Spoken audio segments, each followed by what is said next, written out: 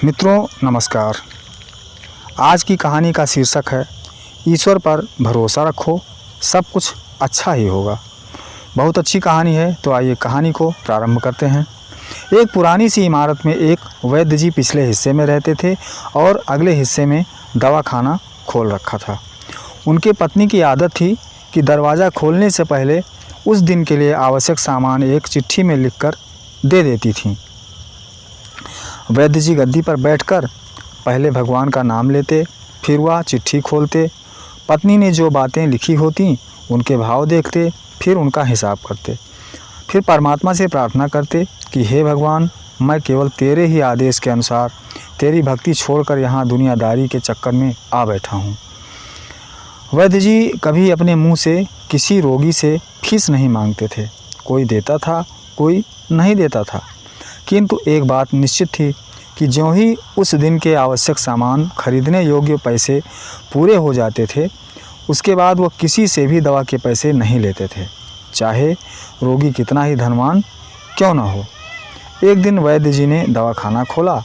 गद्दी पर बैठकर परमात्मा का स्मरण करके पैसे का हिसाब लगाने के लिए आवश्यक सामान वाली चिट्ठी खोली तो वो चिट्ठी को एकटक देखते ही रह गए। एक बार तो उनका मन भटक गया। उन्हें अपनी आंखों के सामने तारे चमकते हुए नजर आए, किंतु शीघ्र ही उन्होंने अपनी तंत्रिकाओं पर नियंत्रण पा लिया। आटे, दाल, चावल आदि के बाद पत्नी ने लिखा था, बेटी का विवाह 20 तारीख को है, उसके दहेज का सामान। कुछ देर सोचते रहे, फिर बाकी चीज़ों की कीमत लिखने के बाद दहेज के सामान के सामने लिखा, यह काम परमात्मा का है, परमात्मा जाने। एक दो रोगी आए थे, उन्हें वैद्य जी दवाई दे रहे थे। इसी दौरान एक बड़ी सी कार उनके दवाखाने के सामने आकर रुकी। वैद्य जी ने कोई ख़ास तवज्जो नहीं दी, क्योंकि कई कारों वाले उनके पास आते रहते थे। दोनों मरीज़ दवाई लेकर चले गए। वह सूटेड बूटेड साहब कार से बाहर निकले और नमस्ते करके बेंच पर बैठ गए। वैद्य जी ने कहा कि अगर आपको अपने लिए दवा लेनी है तो इधर स्टूल पर आ जाएं, ताकि आपकी नाड़ी देख लूं, और अगर किसी रोगी की दवाई लेकर जाना है तो बीमारी की स्थिति का वर्णन करें। वह साहब कहने लगे, वैद्य जी, आपने मुझे पहचाना नहीं।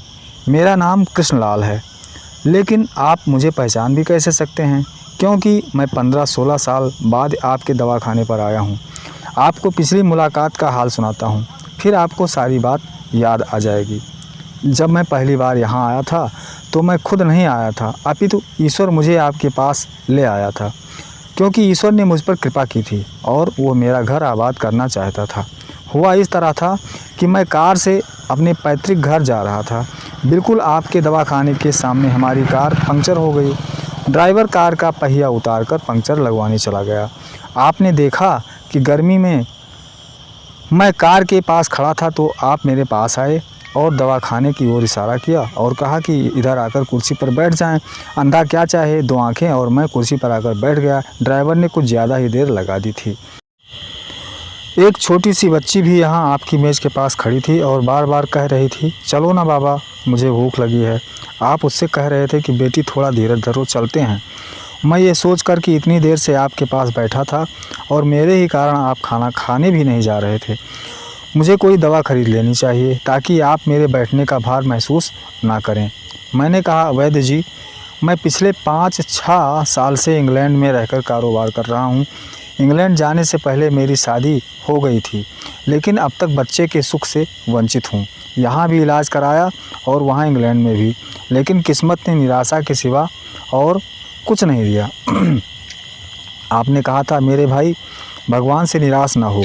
याद रखो कि उसके कोष में किसी चीज़ की कोई कमी नहीं है। आस औलाद, धन इज्जत, सुख दुख, जीवन मृत्यु, सब कुछ उसी के हाथ में है। ये किसी वैद्य या डॉक्टर के हाथ में नहीं होता और ना ही किसी दवा में होता है। जो कुछ होना होता है वह सब भगवान के आदेश से होता है। औलाद देनी है तो उसी को देनी है। मुझे याद है आप बातें करते जा रहे थे और साथ साथ पुड़िया भी बनाते जा रहे थे। सभी दवा आपने 2 भागों में विभाजित करके 2 अलग अलग लिफाफों में डाली थीं और फिर मुझसे पूछकर आपने एक लिफाफे पर मेरा और दूसरे पर मेरी पत्नी का नाम लिखकर दवा के उपयोग करने का तरीका बताया था। मैंने तब बेदिली से ये दवाई ले ली थी, क्योंकि मैं सिर्फ कुछ पैसे आपको देना चाहता था। लेकिन जब दवा लेने के बाद मैंने पैसे पूछे तो आपने कहा था बस ठीक है।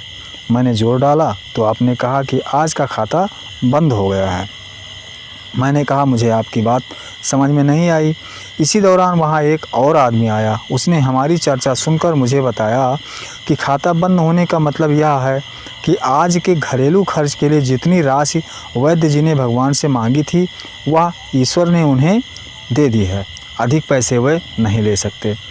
मैं कुछ हैरान हुआ और कुछ दिल में लज्जित भी कि मेरे विचार कितने निम्न थे और ये सरल चित्त वैद्य जी कितने महान हैं। मैंने जब घर जाकर पत्नी को औसत दिखाई और सारी बात बताई तो उसके मुंह से निकला वो इंसान नहीं कोई देवता हैं और उनकी दी हुई दवा ही हमारे मन की मुराद पूरी करने का कारण बनेगी। आज मेरे घर में 2 फूल खिले हुए हैं। हम दोनों पति पत्नी हर समय आपके लिए प्रार्थना करते रहते हैं। इतने साल तक कारोबार ने फुर्सत ही न दी कि स्वयं आकर आपको धन्यवाद के 2 शब्द ही कह जाता। इतने वर्षों बाद आज भारत आया हूँ और कार केवल यहीं रोकी है। वैद्य जी हमारा सारा परिवार इंग्लैंड में सेटल हो चुका है।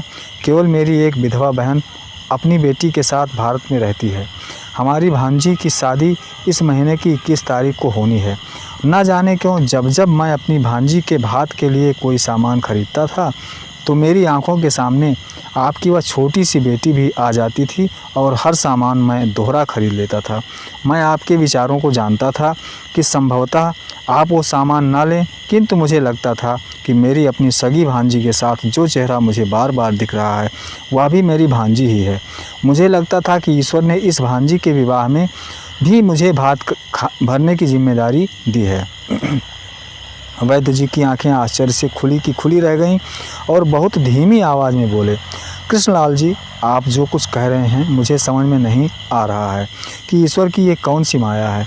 आप मेरी श्रीमती जी के हाथ की लिखी हुई यह चिट्ठी देखिए। और वैद्य जी ने चिट्ठी खोलकर कृष्णलाल जी को पकड़ा दी। वहाँ उपस्थित सभी यह देखकर हैरान रह गए कि दहेज का सामान के सामने लिखा हुआ था, ये काम परमात्मा का है, परमात्मा जाने। कांपती सी आवाज़ में वैद्य जी बोले, कृष्णलाल जी, विश्वास कीजिए कि आज तक कभी ऐसा नहीं हुआ कि पत्नी ने चिट्ठी पर आवश्यकता लिखी हो और भगवान ने उसी दिन उसकी व्यवस्था ना कर दी हो। आपकी बातें सुनकर तो लगता है कि भगवान को पता होता है कि किस दिन मेरी श्रीमती क्या लिखने वाली हैं, अन्यथा आपसे इतने दिन पहले ही परमात्मा सामान खरीदवाना आरंभ न करवा दिया होता। वाह भगवान, वाह, तू महान है, तू दयावान है। मैं हैरान हूँ कि वह कैसे अपने रंग दिखाता है। तो मित्रों, ये कहानी आपको कैसी लगी? आप लोग या सभी लोग भगवान पर, ईश्वर अल्लाह वाहेगुरु पर विश्वास रखिए और आस्था ज़रूर बनाए रखिए। आस्था में ही कल्याण है, क्योंकि आस्था से हमारे मन का जो बोझ होता है वो हल्का हो जाता है और आगे कार्य करने की प्रगति तीव्र हो जाती है। तो ये कहानी अगर आपको अच्छी लगी हो तो इस कहानी को आप लोग शेयर कीजिए और अगर आप मेरे YouTube चैनल पर नए हैं तो मेरे चैनल को सब्सक्राइब कीजिए। अगर आप मेरी ये कहानी मेरे फेसबुक पेज पर देख रहे हैं तो मेरे पेज को भी फॉलो कीजिए और लाइक कीजिए।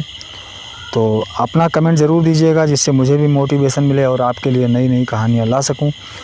तो आज के लिए बस इतना ही। फिर मिलेंगे किसी नई कहानी के साथ, किसी नए ब्लॉग के साथ, किसी नए इंटरव्यू के साथ। तब तक के लिए राम नारायण शर्मा को दीजिए इजाज़त। नमस्कार, जय हिंद, जय भारत, वंदे मातरम।